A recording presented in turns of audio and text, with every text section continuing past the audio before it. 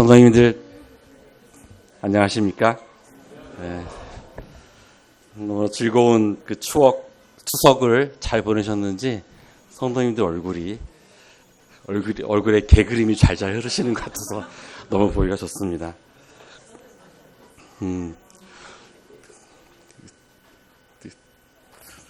상철 형제님하고 주혜자매님 그 찬양 들으시고 어떠셨어요? 좀 좋죠? 이제 이 아름다운 이 모습을 보면서 이 결혼하신 형제님들에게는 이제 긴장감이 도는 것이 분명 집에 가서 이제 머리를 쥐어뜯길 수도 있겠다. 이러한 달달한 사랑이 왜 우리에게는 없는지, 우리 이제 또 자매님들의 또 그 시샘을 또 받을 수도 있겠다는 생각을 또 해보게 돼요. 영어에 complete라고 하는 단어가 있고, finish라고 하는 단어가 있어요. 둘 다 뭔가를 완수한다는 뜻인데, 이 차이를 혹시 알고 계시나요? 어떤 분이 이제 이런 거를 얘기한 적이 있었는데, 정말 좋은 여자를 아내로 받아들인다면 그 남자의 인생은 컴플리트하다고 얘기를 하고요. 좋지 않은 여자랑 결혼하게 되면 그 남자의 인생은 피니시라고 이야기를 해요. 근데 좋지 않은 여자랑 결혼했는데 그 여자가 쇼핑 중독에 빠져 있으면 컴플리트 피니시라고 이야기를 하더라고요. 근데 오늘 상철 형제님하고 주혜자매님 앞에서 보니까 하나님께서 너무나도 완벽하게 이 가정을 새롭게 시작하게 하시는 컴플리트 스타트업 기업이처럼 스타트업 가정이 되고 있다는 모습에 너무 감사가 됩니다. 제가 이제 올해 들어서 세 번째로 이 자리에 이제 올라오게 되는데요. 이 자리가 결코 쉽지가 않죠. 왜냐하면 성경에 대한 말씀과 깊이가 굉장히 부족할 뿐만 아니라 하나님에 대한 경험과 이런 것도 상당히 부족함에도 불구하고 이 엄중한 자리에 제가 올라온다는 사실에 늘 부담을 갖게 되기도 하고요. 또 하나는 저희가 이제 목요일 날 그 인도자 훈련을 위한 이제 형제님들과의 교제를 통해서 그 전에 그냥 단순하게 알고 있었던 장로의 직임과 그 다음에 집사의 직임에 대해서 다시 한번 깊게 돌아보게 되면서 그 말씀으로 이 교회를 세우고 인도하고 하는 이러한 것에 대한 중요성이 얼마나 큰지를 또한 알게 되면서 과연 저와 같은 자가 이 자리에 올라와서 하나님의 말씀을 전하는 것이 과연 합당한가에 대한 생각이 더 깊어지게 되었습니다. 근데 그럼에도 불구하고 이 자리에 자연스럽게 올라올 수밖에 없었던 것은 이 자리에 앉아 계신 성도님들이 그 하나님의 믿음에 너무나도 굳게 잘 서 있고, 이게 보통 우리가 화학적으로 완충용액이라는 게 있어요. 이게 뭔가 급격하게 변하는 것을 충격을 완화시켜주는 완충용액이 있는데, 성도님들에게 제가 여기에 올라와서 마치 그 요즘 떠들썩하는 통일교나 JMS 같은 이러한 말도 안 되는 것들을 여기서 제가 혹시라도 떠든다 하더라도 성도님들께서 그 말씀을 안에서 믿음으로 충분히 감내할 수 있는 그러한 성숙함이 있다라는 생각을 이제 해보게 되면서 자신을 좀 얻게 됩니다.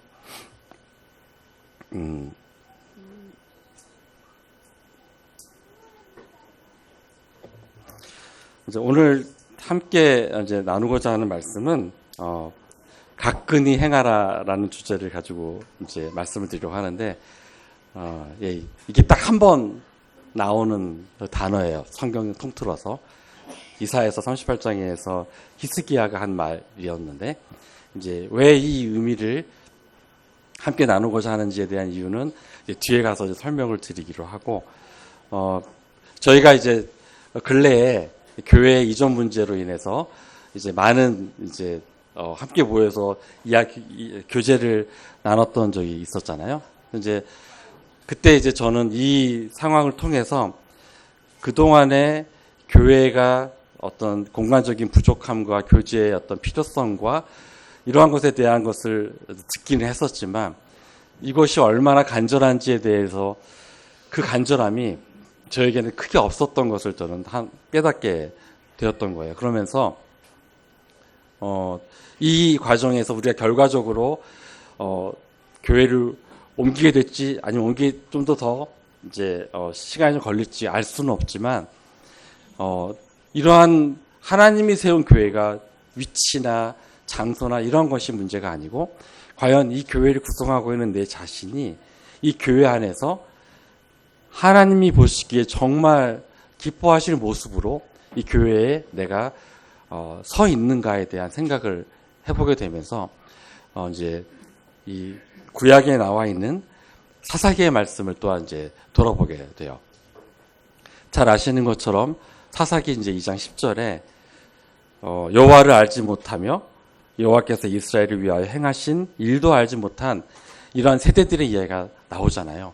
근데 이 말씀을 제가 돌아보게 되면서 과연 나는 하나님을 알고 있는가? 그리고 이들은 왜 하나님을 이렇게 알지 못하게 되었을까? 이제 그거에 대한 이제 질문을 스스로에게 이제 해보게 됩니다. 그리고 이제 제가 이제 오늘 드릴 말씀은 우리가 가지고 있는 습성 두 가지에 대해서 이야기를 하면서 나중에 하나님께서 우리에게 바라시는 모습 중에 하나인 이 가끈히 행하는 것에 대한 이야기를 함으로써 마무리를 지으려고 해요. 혹시 제가 중간에 흐트러지거나 좀 이렇게 버벅거리더라도 이러한 이제 뼈대를 가지고 이야기를 드리려고 한다는 것을 좀 인지해 주셨으면 감사하겠습니다. 두 가지 우리가 이제 흔히 가지고 있는 두 가지 이제 습성에 대해서 이야기하려고 하는데 이제 드라마 한 편을 이제 잠깐 이야기를 해보려고 합니다. 저는 이제 드라마를 보지는 않았는데 유튜브를 보다 보면 이제 이 에스콰이어라고 하는 이 법정 드라마라고 해야 되나요? 법률 드라마라고 해야 되나요? 이런 것들에 대한 것이 잠깐 봤는데 너무 재미가 있더라고요. 제가 이제 드라마를 잘 보지 못하는 이유 중에 하나는 특히나 이제 이런 저의 업무와 관련된 드라마를 제가 잘 보지 못하는데 아무리 막 감정 몰입을 하고 드라마를 보려고 하더라도 그런 거 있잖아요. 막 이렇게 암이라든지 어떤 위중한 질병에 걸린 사람이 막 힘든 상황에서 화장대에 있는 약들이 잔뜩 있는 걸 막 해집으면서 간신히 약 하나를 찾아내면서 바들바들 떨면서 약을 떨어뜨리고 먹는 장면들이 나오잖아요. 그럼 이제 딱 보면은 저렇게 심각한 위기에 처한 약들 중에 저런 모양의 약은 없는데 저 정도의 크기를 물 없이 먹는다고 하면서 이제 저거 씹어먹기 딱 적당한 약인데 어떻게 저걸 먹고 이제 그 생각이 들고 이 약을 먹자마자 몇 초도 지나지 않아서 슉 하면서 이제 이렇게 기대고 있잖아요. 세상에 어떤 약이 저렇게 빨리 흡수가 되고 작용을 해서 저 정도가 될까? 이제 여기에서부터 이제 모든 이제 감정이 싹 다 이제 무너져 버리게 되고요. 심지어는 이제 어떤 약을 누군가가 병원에서 주는 것이 있게 되면 그 약의 모양을 찾아서 이제 약을 찾아보게 되는 거죠. 저게 무슨 약이었지? 저런 색깔이 있었을까? 막 등등부터 해서. 그래서 저는 이제 메디칼 관련된 그 드라마를 잘 못 보는데 이 메디칼이 아닌 이런 법률 관련된 드라마 변호사이신 홍동호 형제님도 아마 손발이 오글거리면서 보시지 않을까 생각이 드는데요. 잠깐 좀 이 드라마에 대해서 얘기를 잠깐 해드리겠습니다. 신호등이 이제 한 횡단보도에 어떤 사람이 이제 길을 건너고 있었어요. 근데 이제 차가 달려와서 이 사람을 이제 치게 됩니다. 그리고 이 사고로 인해서 이 사람의 팔이 떨어져 나가게 돼요. 그런데 이제 길 가던 사람이 이 팔을 주워서 도망가요. 이제 그때 이제 이 드라마에 나오는 내용이에요. 신입 변호사들을 앉혀놓고 면접을 보는데 면접관 이제 이런 얘기를 해줍니다. 자, 그러면 이제 여기서 문제가 들어가는데 이 팔을 가지고 도망간 사람에게 소유물 반환 청구 소송으로 이 팔을 돌려받을 수 있을까에 대한 것이 이제 이 면접관의 질문이었습니다. 4명이 이제 앉아 있었는데 3명은 내 팔이니까 이거는 소유물 반환 소송으로 충분히 얻을 수 되돌려 받을 수 있다라고 주장을 하지만 주인공은 이거는 기각당할 가능성이 크다라고 얘기하는 거죠. 왜 그럴까? 이게 이제 민법의 소유물이라고 하는 정의가 물건이어야 되는 거예요. 아무리 나의 소유라고 생각하는 팔은 소유물이 아니기 때문에 소송을 걸 때 소유물이라고 하는 것으로는 소송이 되지를 않는다는 거죠. 뭐 여러 가지 다른 방법으로 이거를 반환받는 방법이 있는데 이처럼 우리는 삶을 살아갈 때 있어서 나의 개념, 나의 생각으로 모든 것을 바라보고 판단하고 있는 것은 아닌가 생각이 들어요. 우리 지난주에 전주영 선생님을 통해서 죽음에 대해서 우리는 들었잖아요. 죽음이 뭐죠? 죽음이 끝입니까? 여기 나와 있는 이 문제는 삼성그룹에서 그 입사시험에 나왔던 문제라고 하거든요. 삶과 죽음과 같은 관계에 있는 단어를 찾으라는 거예요. 이게 99% 이상이 틀렸다라고 되어져 있는데 저도 이 답을 모르겠어요. 왜냐하면 삶과 죽음을 완전히 개별적인 것으로 봐야 되는 건지 대립적인 관계로 봐야 되는 건지 아니면 삶과 죽음의 그 어느 중간적인 단계가 있는 것인지에 따라서 답이 다 다를 수 있기 때문이죠. 우리 지난주에 죽음에 대해서 듣고 나서 죽음을 어떻게 바라보십니까? 바울이 나의 달려갈 길 다 달려가고 나서 이제 나의 임무는 끝이기 때문에 나 여기서 멈추겠다라고 하였습니까? 그렇지 않죠.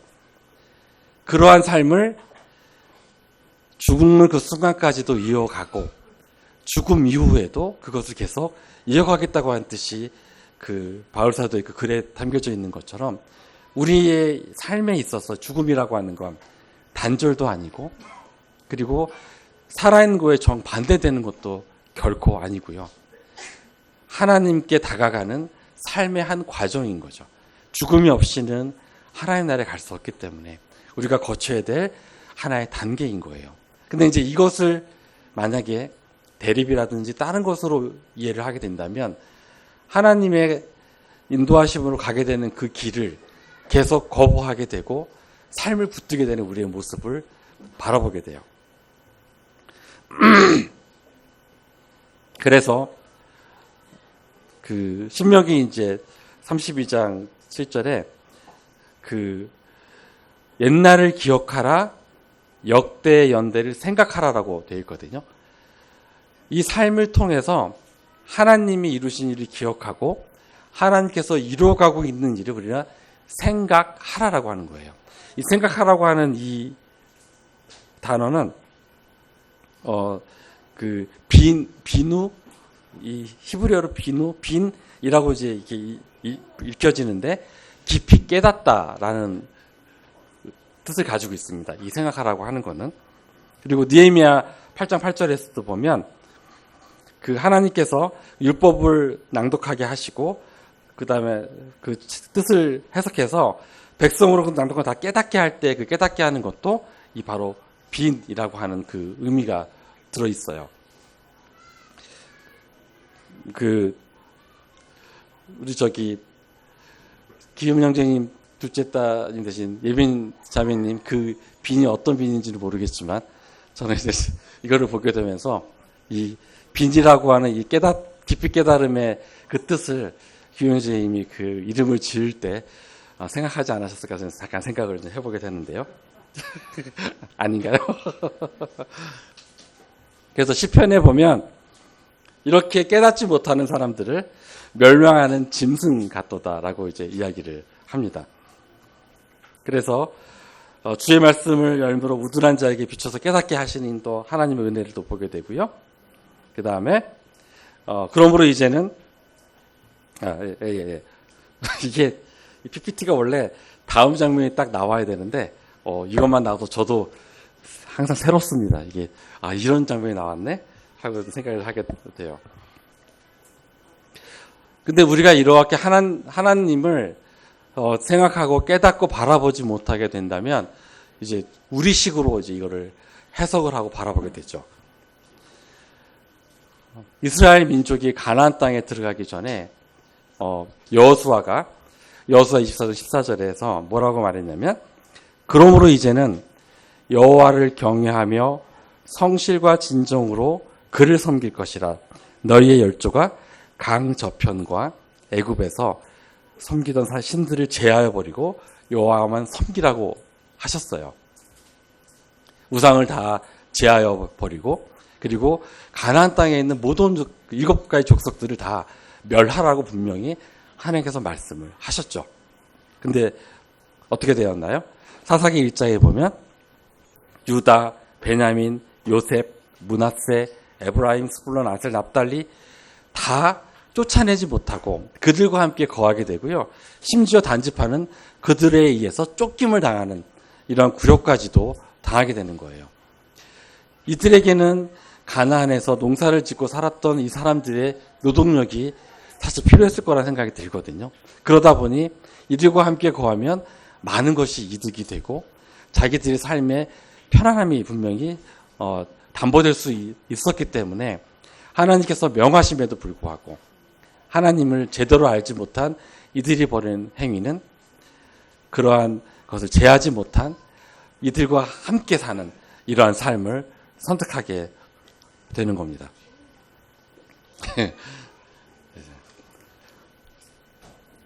이런 문제에 갑자기 나와서 당황하셨죠? 네, 저도 당황했습니다.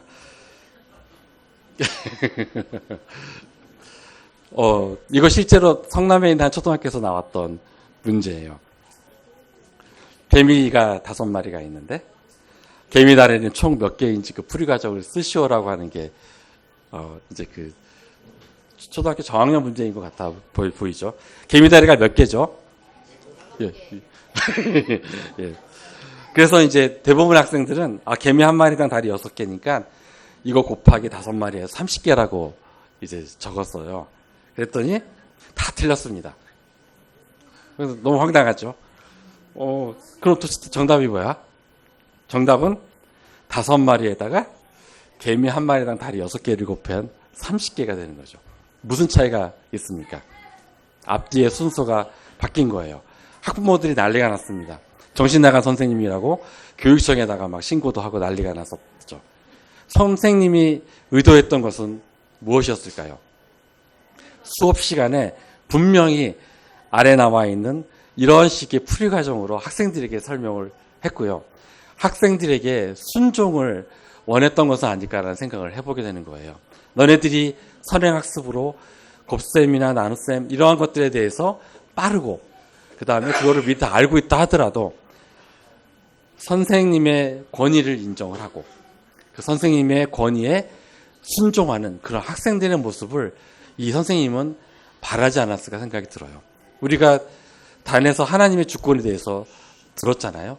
주일날도 듣고 또 수요일날도 듣고 그리고 또한 다윗의 춤을 통해서 우리가 하나님께서 주권자 되신 그 놀라우신 분이라는 걸 우리는 연속적으로 계속 들어왔어요. 그럼에도 불구하고 우리 마음 가운데에는 하나님을 절대적인 주권자로 인정을 하지 않는 거죠. 우리가 항상 하나님보다 어느 순간인가 위에 있게 되는 거예요. 성경에서 쓰여져 있는 이러한 순서도 굉장히 중요하죠.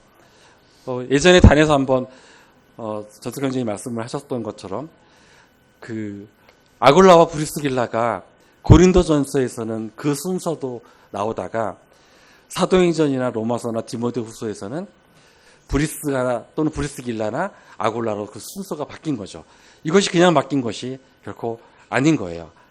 성령님께서 이걸 통해서 우리에게 깨닫고자 하는 것이 있는 거예요. 어떠한 것이 어떠한 일을 어떠한 열정으로 더 하고 있었는지에 대한 순서를 또 말씀하시는 것이기도 하죠. 근데 이제 우리가 성경을 보다 보면 성경에 되어져 있는 한글도 그러한 좀 이렇게 오류라고 해야 될까요? 저는 잘 모르겠어요. 제가 개인적인 분별이라서 한번 봤으면 좋겠어요. 레위기 6장 14절에 이제 소재에 대한 부분에 대한 거예요. 소재의 규례는 이러하니라. 아론의 자손은 그것을 단합 여호와 앞에 드리되 이렇게 되어 있잖아요. 이거 영어 표현 혹시 보신 적 있으십니까? 순서가 단합 여호와 앞이 아니라 여호와 앞 단합으로 되어져 있고요. 이게 너무 신기해서 히브리어 원문을 찾아보니까 히브리어 원문에서도 마찬가지로 여호와 앞 단합. NIV도 그렇고 지금 여기 나와 있는 거는 킹제임스 버전인데 NIV도 그렇게 이와 동일하게 지금 되어져 있더라고요. 왜 그럴까?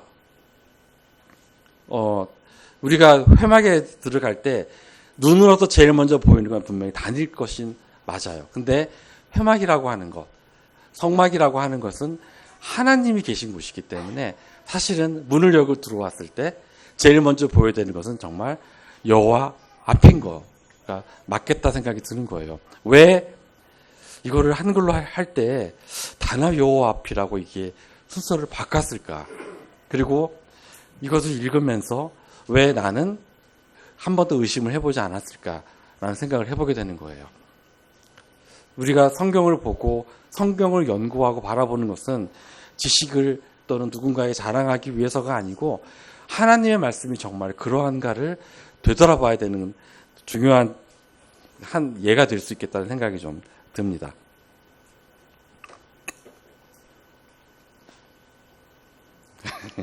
아이고, 예. 제가 이 PPT를 한 3주 전에 만들어놔서 저도 이제 당황스러운데 일단 제가 지금까지 말씀드린 첫 번째 우리의 습성은 누군가에게서 이렇게 그러니까 우리가 하나님을 바라볼 때 하나님의 말씀을 근거로 해서 하나님을 바라보는 것이 아니라 하나님의 말씀을 우리식으로 해석을 하고 바라보게 되는 것. 이것이 이스라엘 백성이 가나안 땅에 들어갔을 때 하나님을 모르게 되는 하나의 그 사건이 아니었을까 생각이 드는 거예요. 두 번째, 이것도 이제 또 세상적인 것을 들고 너무 죄송합니다만 유니버스 25라고 하는 실험입니다. 25라고 하는 숫자는 이거를 진행을 했던 사람이 25번째로 이제 만들었던 실험이었기 때문에 이 넘버링이 붙은 거고요. 이거는 그 생쥐들을 통해서 인구의 과밀을 연구하는 과정 중에서 나온 실험이기도 해요. 생쥐들의 유토피아를 만들었어요. 천적도 없고 물도 너무나도 깨끗이 360일 공급이 되고 그 다음에 이들에게 영양뿐만 아니고 맛도 굉장히 풍부한 음식이 무한으로 공급되어져 있는 그러니까 싸울 일도 없고 도망갈 일도 없고 편안하게 이 안에서 먹고 자고 싸고 이것만 하면 되는 이러한 완벽한 유토피아를 이제 구성을 했고 이 안에는 이제 말 그대로 생쥐들의 아파트처럼 만들어서 3,300마리가 이 안에서 넉넉하게 지낼 수 있는 공간을 만들었고요. 그래서 처음에 넷상을 이제 시작을 해서 얘네들이 어떻게 개체수가 증가가 되고 어느 순간인가 이게 개체수 증가에 대한 저항에 부딪히게 되고 그때부터 더 이상 증가되지 않는가 이러한 인구론적인 관점에서 이 실험을 하게 됐어요. 근데 이제 재미난 일들이 이제 발견이 되는 거예요. 넷상에서 시작된 이 개체수가 한 600 정도로 이렇게 600마리 정도로 늘어나게 됐을 때 대부분의 동물의 무리에서는 수컷이 거기서 주가 됐었는데 600마리 정도 됐을 때부터는 이제 암컷이 이제 득세를 하게 되고 수컷들이 큰 영향을 미치지 못하는 현상들이 발견이 되면서 암컷들의 암투가 이제 시작이 되는 거예요. 이게 집단으로 이제 충분하게 생산을 할 수 있는 그 암컷을 물거나 내쫓임을 당하는 일들이 벌어지게 돼서 이렇게 3,300마리나 지낼 수 있는 이 넓은 공간에 들어가지 못하고 이 사람이 서 있는 이 광장에 노숙자처럼 지내는 생쥐들이 이제 생겨나기 시작하게 됐고요. 더욱더 놀란 것은 이 생쥐들이 개체수가 이제 급격하게 증가하지는 않고 어느 정도 이상이 되니까 이제는 더 이상 새끼를 낳으려고 하지를 않고요. 자기 털을 다듬기 시작을 합니다. 하루 종일 먹고 자고 싸고 털 다듬고 이것이 주가 돼서 이제 이 실험을 관찰했던 이 관찰자가 이 개체를 더 이상 생쥐라고 부르지 않고 더 뷰티풀 원이라고 불러요. 아름다운 것들. 자기가 지금까지 실험을 하면서 이렇게 아름다운 생쥐들을 본 적이 없다는 거죠. 이렇게 되면서 이들에게 또 어떠한 특성이 보이냐면 동성 연애라고 해야 되는지 모르겠지만 호모섹슈얼러티가 그 양상이 이제 보이기 시작하고요. 그 다음에 동족을 잡아먹는 캐니발리즘이 여기서 발견이 되는 거예요. 그러면서 더 이상 새끼를 낳는 개체가 나오지를 않게 되고 이 상태에서 오직 자기에만 집중하는 그러한 양상을 보이게 돼서 이 실험은 600일 정도 진행이 되다가 마지막 생쥐 한 마리가 죽으고 나서 막을 내렸거든요. 이게 실험이 된 게 60년대 말 70년대 초의 실험이라고 하는데 성경에서 기록되어져 있는 소돔과 고모라부터 시작해서 지금 우리가 살고 있는 이 시대의 모습과 너무나도 흡사한 것 같아요. 우리에게 물질이 주어지고 삶이 편안해지면 우리의 삶은 하나님의 뜻을 쫓아 따라가는 삶이 아니라 거기에 안주하고 그 다음에 쾌락을 쫓게 되는 그러한 모습이 되는 거죠. 어제 뉴스에 보니까는 우리가 보통 선전을 하게 보다 보면 제로 알코올 음료 선전이 꽤나 많더라고요. 알코올 0% 뭐 하면서 이렇게 맥주인가요? 뭔가 선전을 하게 되는 거죠. 근데 이제 실제 미국에서 이거를 알코올 중독자들이 알코올 0%로 정의되어져 있는 이 음료를 마시면서 알코올 중독에서 벗어나기를 바라는 마음으로 이제 이거를 했었는데 실제로 보니까 끊지 못하는 사람들이 대부분이라는 거죠. 첫 번째로는 알코올 0%가 알코올이 안 들어가 있는 게 아닌 거예요. 알코올의 0%의 정의가 0.5% 미만이면 0%라고 정의되는 그 말 때문에 알코올이 들어있어요. 적게 들어있다 뿐이지. 그리고서 알코올로 주구장창 섭취하게 되는 문제가 하나 있고 또 하나는요. 습관인 거예요. 마시는 습관을 버리지를 못하는 거죠. 술이 좋아서도 마시기도 하지만 습관 때문에 이 술을 계속 찾는 사람들이 있게 되는 거죠. 제가 있는 그 약국에서 그 금연 보조제들을 여러 가지를 취급을 하고 있는데 붙이는 것도 있고 씹는 것도 있고 그다음에 금연초라고 해서 이제 담배 모양의 그런 것들도 있는데요. 이제 그 중에 그 니코틴 함량이 좀 높게 들어가는 것이 금연 담배인데 이 금연 담배를 6년 7년 동안 꾸준히 살아오는 사람들을 꽤 많이 봐요. 담배는 끊었는데 니코틴의 그것을 잊지를 못해서 껌을 씹는 사람들이 굉장히 많아요. 그래서 제가 껌 사러 오시는 분들 한 10명 되는데 제가 다 알고 있어요. 그분들을. 하도 오랫동안 사오고 싶대. 그래서 앉아있다가 저쪽에서 오기만 하면 저는 자동으로 일어나서 껌을 가지고 와서 그래서 그 열댓 분 되시는 분들하고는 대화가 필요 없어요. 놓으면 가져가고. 근데 그 중에 그 미국 사람도 한 사람이 있어요. 이제 수염이 덥석 가시는 분인데 대화가 필요 없는 거죠. 그래서 이제 한국 사람들 중에는 매번 사가시면서 껌을 끊어야 되는데 끊지를 못해요. 우리가 살아가고 있는 삶이 그러지 않을까 싶어요. 교회를 옮기고자 했을 때 제가 바라본 제 자신의 모습은 이러한 거예요. 여기가 조사원인 거죠, 그냥. 모든 것이 익숙해져 있는 것. 그쪽으로 이사 가게 되면 주차부터 해서 낯선 환경에 내가 또 어떻게 적응할까에 대한 두려움이 더 컸던 거죠.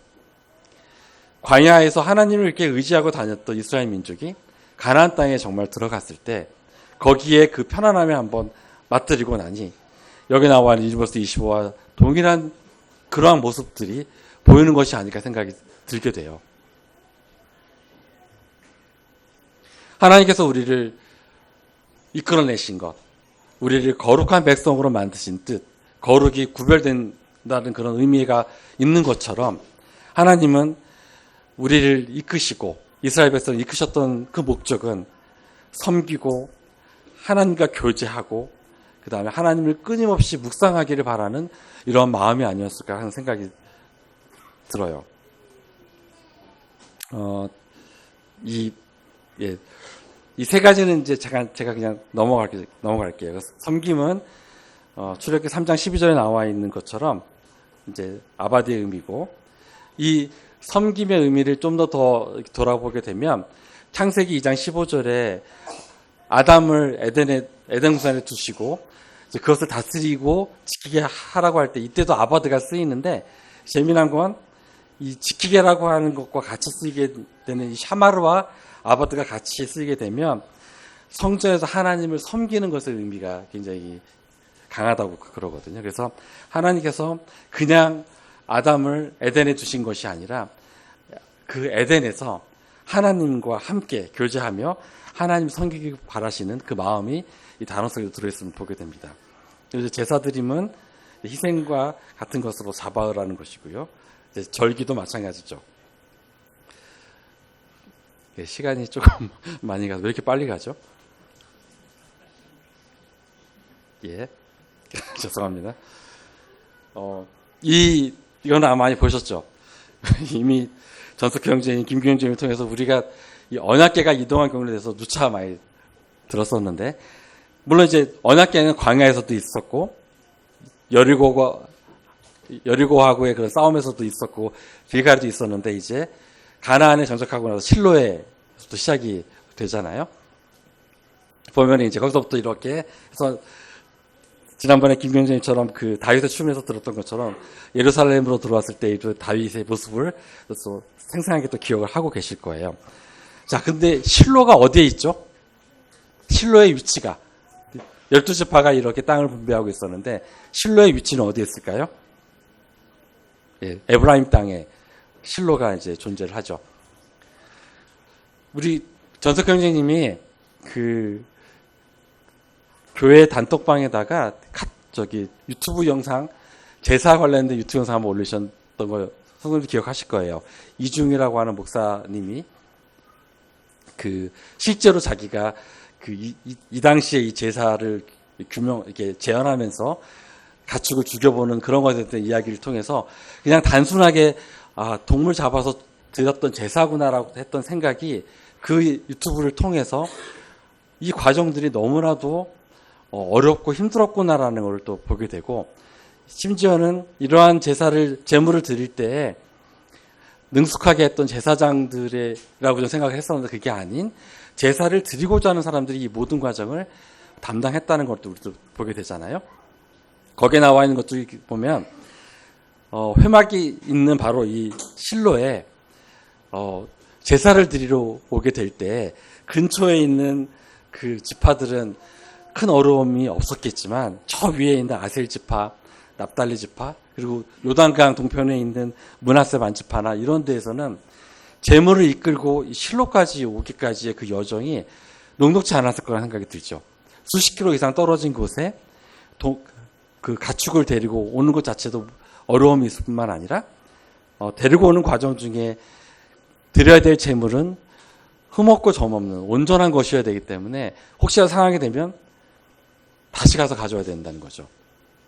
생축이라고 하는 것, 출애굽기 또 레위기나 이럴 때 나오는 생축이라고 하는 그 의미는 집에서 기르는 가축, 그러니까 살아있는 가축의 의미의 dominated animal, 반드시 집에서 길리운 그러한 동물이라고 하는 의미가 이 안에 들어있기 때문에 집에 가서 가지고 와야 되는 데서 이거를 한두 번 이상 하게 되면 이 거리가 수주 또는 수개월도 걸릴 수 있는 굉장히 험난한 길인 거예요.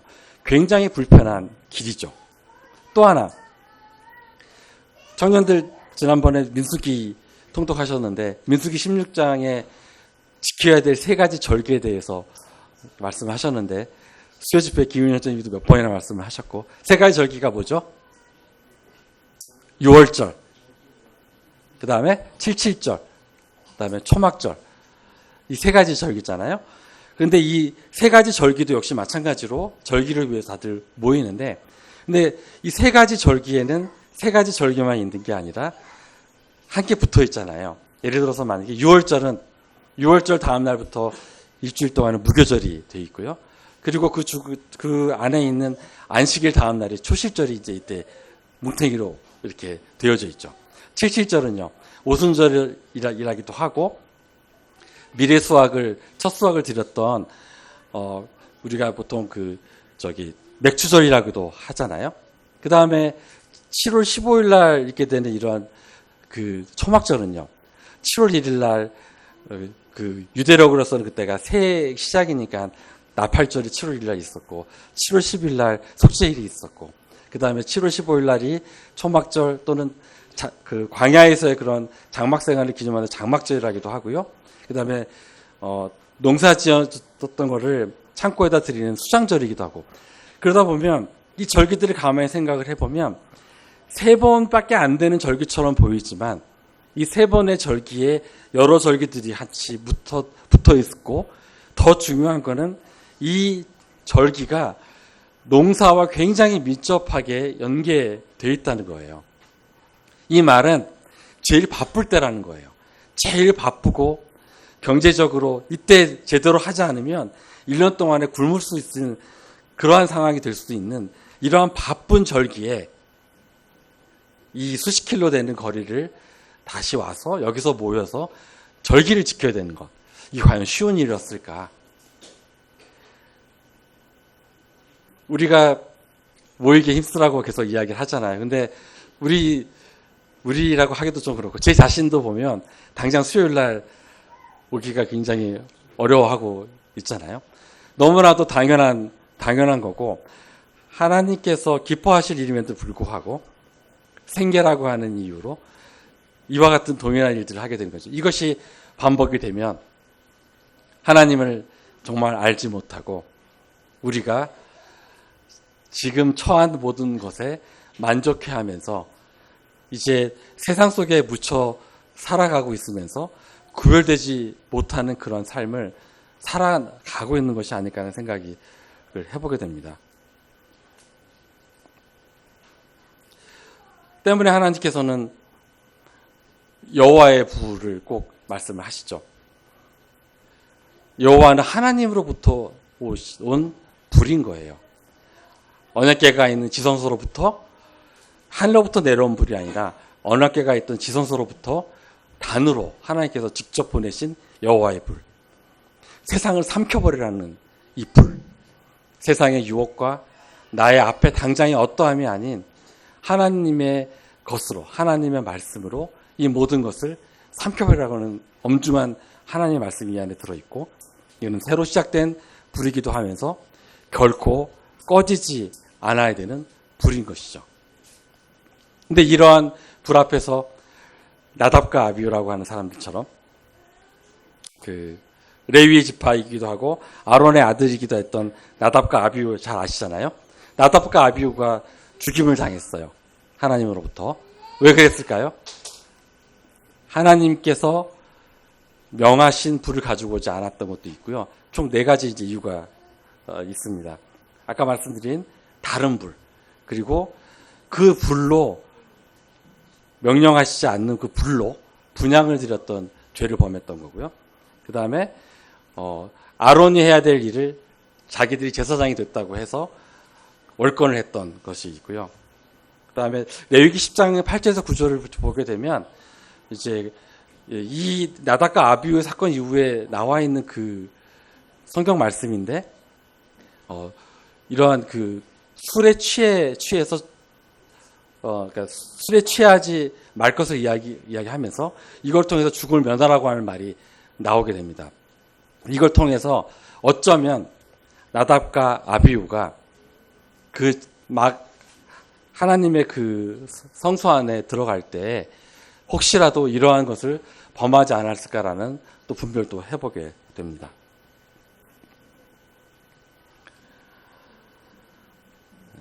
시간이 벌써 12시가 되어서 이제 이렇게 우리 몸의 옛 모습의 모습들 2가지를 이렇게 돌아보게 되면서 이제 이걸 통해서 히스기야가 이야기했던 것처럼 각근이라고 하는 의미를 한번 돌아보고 우리가 살아가는 그 삶이 이러했으면 좋겠다는 그런 생각을 가지고 한번 나눠봤으면 좋겠습니다.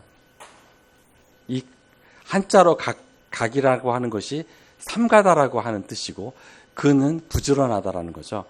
그리고 이게 이제 다다라고 하는 히브리 뜻인데 뭐 여기는 천천히 움직이다 점잖게 걷다라고 하는 뜻도 있지만 이거를 통해서 하나님의 말씀이 제일 중요하고요. 그거를 따라서 주의 깊게 행동하는 것이 바로 이 가끈이입니다.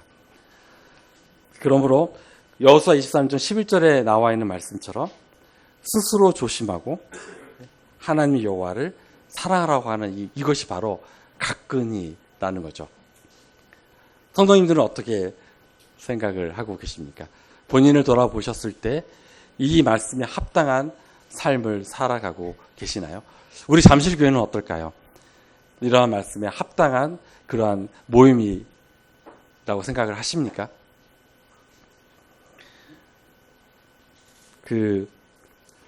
엊그저께 금요일 날, 사실은 이제 우리 민우가 교회에 있는 몇몇 청년 형제들하고 상암 월드컵 경기장으로 축구를 보러 간다는 거를 한 열흘 전에 저한테 얘기를 했는데, 우리 아이들은 자기네들 한번 얘기하면 부모가 옆에서 꼼꼼히 기록하고 그것만 암기하고 있을 줄 알고 있나 봐요. 저 전혀 모르고 있었다가 금요일 날 이제 퇴근하려고 막 준비하고 있는데 민우한테 전화가 왔습니다. 아빠, 저 상암에 있는 거 아시죠?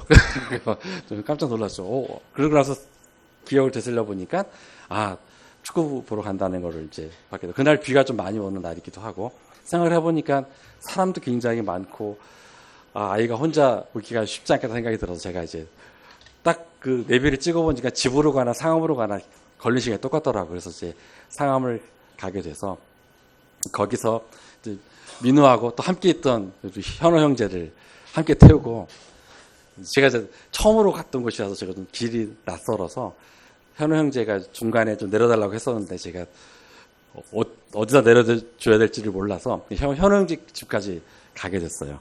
한 30분 넘게 이제 가게 되면서 처음에 좀 제가 청년들하고 이야기하는 게 좀 많이 어색을 하거든요. 이제 그 이유가 우리 아이들이 저랑 길게 이야기하기를 싫어해요. 왜냐하면 기승전 훈계로 끝나기 때문에. 그렇죠. BTS 얘기로 시작했다가 이제 이러한 문화에 젖어들지 않는 믿음의 생활로 이야기가 끝이 되니까 아이들이 좋아질 리가 없잖아요. 그러니까 이제 청년들하고도 말을 듣기가 좀 쉽지가 않고, 이제 처음 출발할 때 이제 얼마 동안은 현우 형제랑 무슨 말을 어떻게 해야 될까를 하다가 이제 추석 연휴 이야기가 나오고 가정에 대한 이야기가 나오면서 어땠을 것 같습니까? 현우 형제 집 앞까지 도착할 때 제가 계속 떠들었. 근데 그거를 그렇게 하고 제가 집에 돌아오고 나서 기분이 너무 좋았어요. 제 아내들은 이거를 풀어냈다는 스트레스의 그런 기분이 아니라 현호 형제를 통해서 순종하고 있는 잠실교회 청년들의 모습을 봤거든요. 이게 그냥 이렇게 보통 응대를 하더라도 관심 없거나 하면 그냥 건성으로 대답하는 경우가 굉장히 많은데, 너무나도 적극적으로 저희 말에 이렇게 호응을 해주고 들어주는 그런 모습들을 통해서 이 청년들, 우리 아이들에게도 잘 볼 수 없는 이런 아름다운 모습이 청년들에게도 있구나 생각이 들고, 생각을 해보면은 여기 계시는 연세가 좀 되시는 형제님들은 청년들하고 긴 이야기를 많이 못 해보셨잖아요. 정말 예전에 주영 형제님이 청년 형제들 데리고 식사도 같이 하면서 하라고 하는 그 의미가 무엇이었는가를 저는 엊그저께 그 일을 통해서 깨닫게 돼요. 식사하면서 무엇을 이야기할지에 대한 고민하지 마시고 한번 이야기를 나누면 정말 저와 같은 이런 기분 좋은 거를 경험하게 되는 거예요. 이게 우리 잠실교회의 모습일 수도 있겠다는 생각이 들어요. 그러면서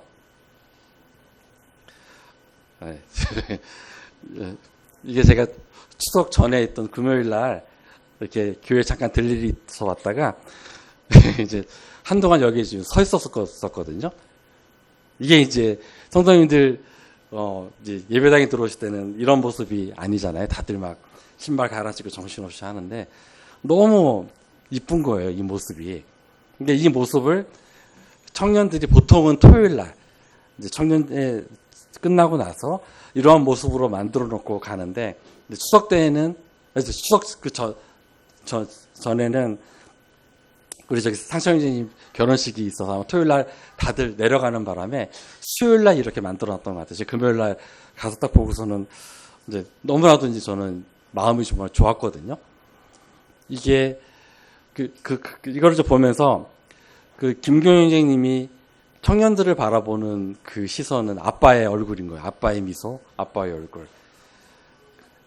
그러니까 이렇게 청년들을 이러한 모습으로 인도화시키기가 굉장히 애를 많이 쓰셨다는 생각도 들면서도 여기에 호응해주고 있는 이 청년들이 굉장히 감사하게 느껴져요. 우리는 한 번도 생각을 안 해본 거예요. 당연한 거라고 느껴졌던 거죠. 근데 곳곳에 정리가 되고 우리가 오늘 여기서 어지럽히고 나간 이 자리를 청년들이 다시 또 청소를 하고 또 준비를 하고 수요일을 위해서 또는 주일을 위해서 언제든지 하시라도 교회에 들어올 수 있는 한 명의 성도를 위해서라도 이러한 모습으로 누군가는 움직이고 있는 거예요. 이것이 저는 가끈이라고 하는 이 단어를 제일 정확하게 표현했다라고 생각이 들어요. 하루하루의 삶 속에서 세상에 묻혀서 많은 고민과 많은 걱정과 많은 난관과 많은 고난 속에 계시다 하더라도 하나님께서는 우리를 내가 거룩하니 너희도 거룩하라고 하신 거죠. 내가 세상과 구별되었으니 너희도 세상과 구별되라고 하신 거예요. 하루의 삶을 살면서 이 한 장의 그림, 오늘 제가 드린 별로 이렇게 영향가 없는 말씀들 중에 이 한 장의 사진을 꼭 기억을 하셨으면 좋겠습니다. 이것이 하나님께서 이 교회를 세우신 목적이시고요. 이것이 이 교회를 바라보신 하나님의 기쁨인 것을 또 보게 됩니다. 예, 마치겠습니다. 감사합니다.